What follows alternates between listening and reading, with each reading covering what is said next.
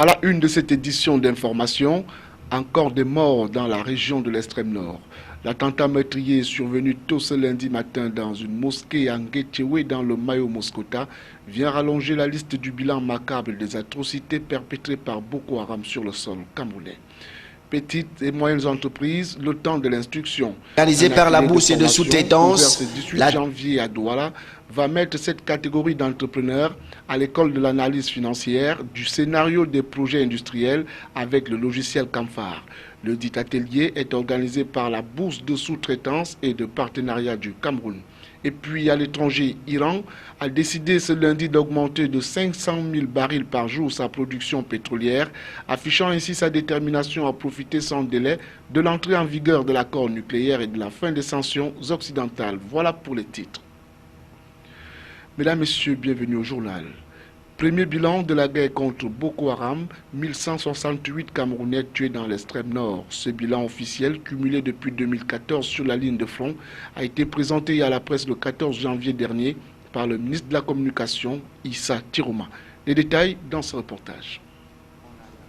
C'est un bilan cumulé depuis 2014 sur la ligne de front qui a été présenté à la presse le 14 janvier 2016 par le ministre de la Communication. Issa Tiroma Bakari va pour ainsi dire dresser le macabre tableau statistique et retracer de façon succincte la chronologie de ces actes barbares perpétrés sur le sol camerounais par la secte Boko Haram. Depuis 2013, on aura dénombré,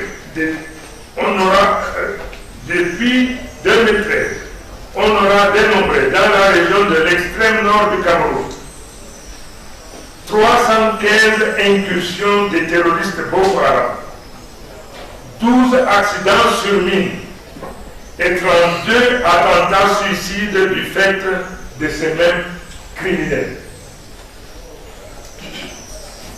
Au total, 1098 civils camerounais, 67 de nos militaires et 3 de nos policiers ont à ce jour perdu la vie à la suite des agressions barbares dirigées contre notre pays par le groupe terroriste Boko Haram.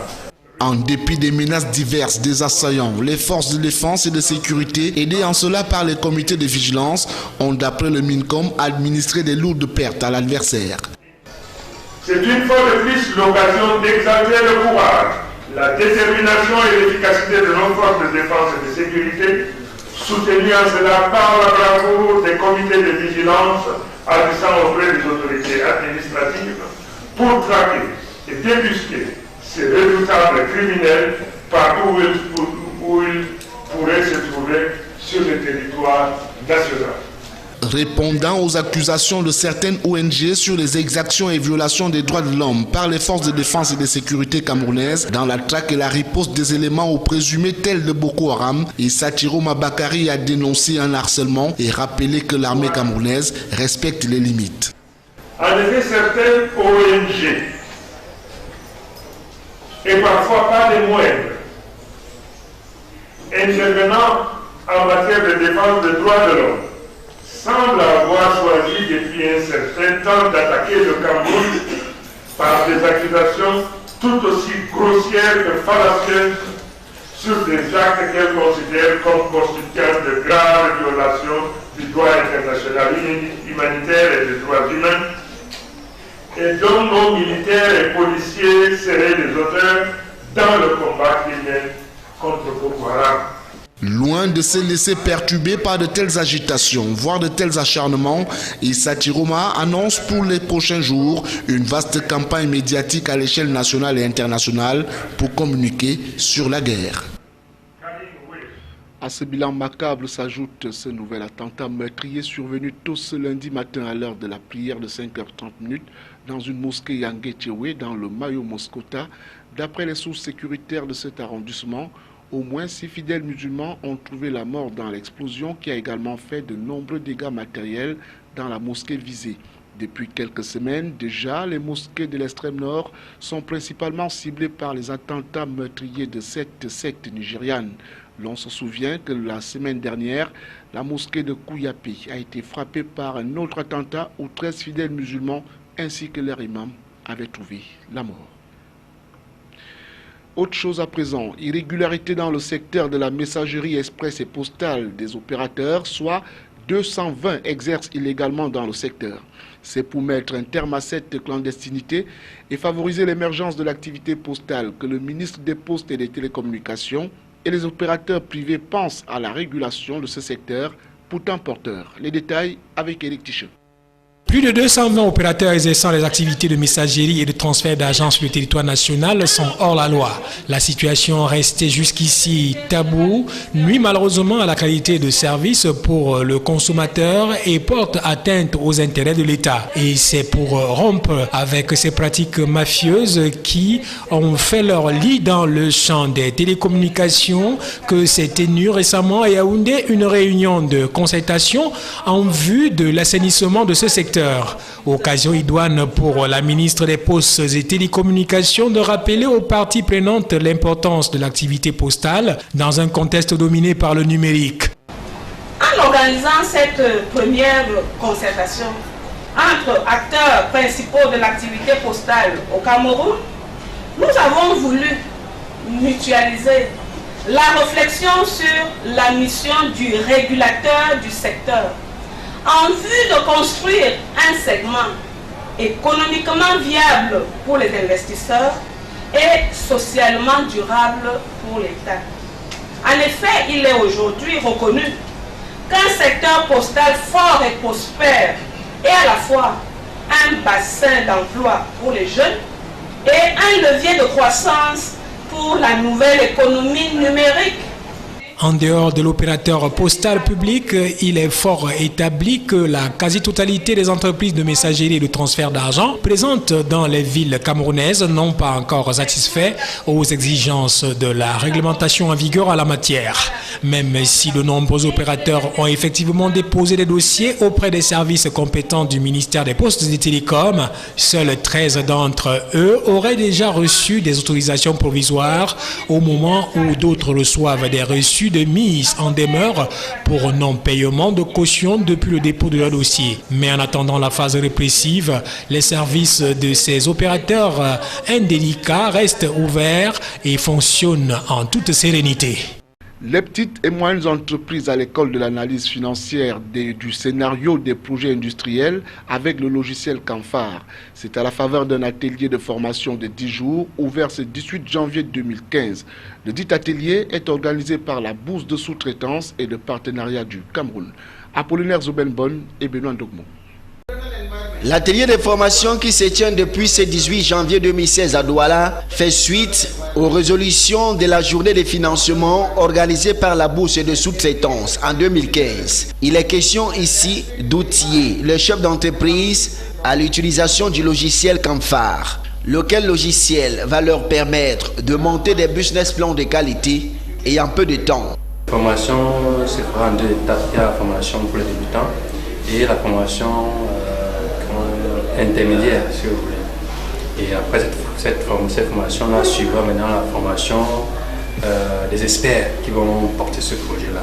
Organisé par la Bourse de sous-traitance, l'atelier de formation de 10 jours, ouvert dans la capitale économique, regroupe les représentants du bureau des mises à niveau, ceux de la banque et des PME, les organisations professionnelles et les experts consultants individuels. Au terme des travaux de Douala, chaque participant devra avoir une parfaite maîtrise du logiciel Camphar mis en place par l'Organisation des Nations Unies pour le développement industriel.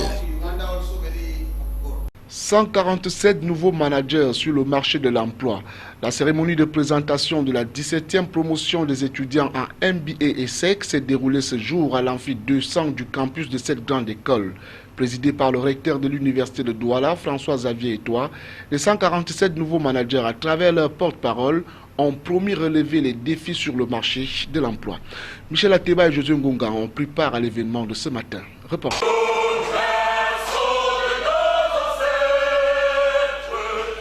Frissons et émotions à l'amphi 200 de l'École supérieure des sciences économiques et sociales, l'ESSEC, à l'occasion de la cérémonie de présentation de la nouvelle cuvée des MBA, Master Business Administration. Les 147 lauréats de cette édition sont honorés par la présence des nombreux chefs d'entreprise. Parmi ceux-ci, le président d'ECAM, Poté Ayakman, et Nana Bouba, respectivement parrain et président d'honneur de la promotion. Pendant 2 ans, les 147 étudiants ont reçu de l'expertise supplémentaire dans le management et sont dès à présent aptes à la pratique. Il est primordial et très important de mettre ensemble toutes les expériences des uns et des autres, les atouts également et les capacités individuelles pour qu'on puisse tous ensemble développer une plateforme commune de partage, d'échange, de communication et d'entraide également, comme je l'ai souligné dans mon propos tout à l'heure. Et c'est ça qui fait le défi auquel on fera face lors de l'implémentation des activités. Les défis qui attendent les nouveaux diplômés sont nombreux, surtout pour ceux qui vont être confrontés à la dure réalité de la recherche de l'emploi. À eux, le message du recteur de l'université de Douala est clair. Je le leur ai dit, ils sont considérés comme les disciples qui sont venus s'abreuver dans le temple du savoir et qu'ils repartent donc disséminer le savoir-faire de la chose managériale sur tout le territoire camerounais et même à l'extérieur, compte tenu de l'expertise acquise dans nos murs et qu'ils soient, comme l'a dit le président Ayama, qu'ils soient aussi des créateurs d'entreprises et d'emplois. Pour le directeur de l'ESSEC, le professeur Kamdem, son institution a toujours répondu aux attentes des entreprises. Créée en 1997 avec 15 étudiants, la formation MBA ESSEC compte 326 étudiants aujourd'hui. Les 147 qui reçoivent leur parchemin ce vendredi font partie des 1197 diplômés sortis de ce moule. Présentation des vœux au ministère des Relations extérieures. Le jeune Bélam Béla fait participer 5 anciens ministres. Le doyen d'âge, William Aurélien Etekimboumois, Félix Toniembok, Jacques Roger Bobo, Augustin Conchoukomenier et François-Xavier Ngoubeyou. Le maître des séances a pour la circonstance déclaré qu'il veillera à ce que le cadre de travail et les problèmes de carrière puissent trouver des solutions adéquates. Les détails avec Jean-Pierre Bitongo et Marcel Vondraben. Bien avant ce moment solennel d'échange et de communion, une minute de silence a été observée à la mémoire des vaillants soldats camerounais morts pour la défense de la patrie, des autres Camerounais victimes des atrocités du groupe terroriste Boko Haram et des diplomates décédés au cours de l'année 2015. Après ces rituels, le jeune Bélam Béla a présidé sa première cérémonie de présentation des vœux, cérémonie à laquelle certains de ses prédécesseurs sont venus donner de la voix. Tout Premier ministre des Affaires étrangères, je suis Toniembok, le ministre de la période de coup d'État. Je suis Toniembok, l'homme qui a fait la déclaration officielle du 6 avril au soir à Paris, Urbi et Orbi, pour que, je dise à la nation et au monde que le Cameroun est encore debout avec son chef et que, tout est sous son contrôle. Et je crois que s'il y a un mot d'encouragement à faire pour la jeune génération, ce n'est pas une maison où on fait les promotions très rapides. L'ambassadeur qui était ici, il a fait ses classes. Il a été un de mes conseillers quand j'étais ambassadeur à Paris. Lorsque je suis devenu ministre, je l'ai fait venir pour être un directeur. Il a fait ses preuves de directeur avant d'avoir son poste d'ambassadeur à Tokyo. Parce qu'il a été ambassadeur au Japon et de là à Paris. Il faut faire ses classes, être patient. La cérémonie était belle et devrait être répétée, révisée. Améliorer si on peut, mais pour faire en sorte que les Camerounais restent unis. Par la suite, le ministre Bélam Béla a relevé les faits saillants de l'action diplomatique au cours de 2015. Année qui, selon lui, aura été marquée par une intense activité au plan bilatéral et multilatéral. Une activité ayant, malgré les conditions de travail pas très aisées, engendré des retombées bénéfiques au plan politique, sécuritaire, humanitaire, économique, social et culturel, en termes de contribution concrète au développement du Cameroun. En effet, le Cameroun est résolument entré dans l'ère de la renaissance de sa diplomatie. Les perspectives qui se dessinent s'orientent dans la ligne droite de ce que le président lui-même a défini et décliné comme la politique de l'émergence pour le Cameroun en 2016. Et je voudrais que la diplomatie camerounaise, 2035, merci madame. Et je voudrais que la diplomatie camerounaise soit une diplomatie concrète sur le plan économique pour apporter une plus-value à cette politique d'émergence. Pour 2016, le ministre Mbela Mbela a promis l'amélioration des conditions de travail des personnels, exhortant les uns et les autres à redoubler d'ardeur au travail, à veiller au respect de l'éthique professionnelle, à la déontologie et à ne céder au vent de la démotivation et de la démobilisation. 10e foire humanitaire du livre, Douala abrite l'événement depuis ce 18 janvier 2016. Des milliers de livres sont mis à disposition du public à travers l'exposition qui a établi ses quartiers au Parc des Princes de Bali. L'initiative portée par l'association École sous l'arbre vise à rapprocher le livre des populations en le leur proposant à vil prix. Apollinaire Zoubenbon et Benoît Dogmo.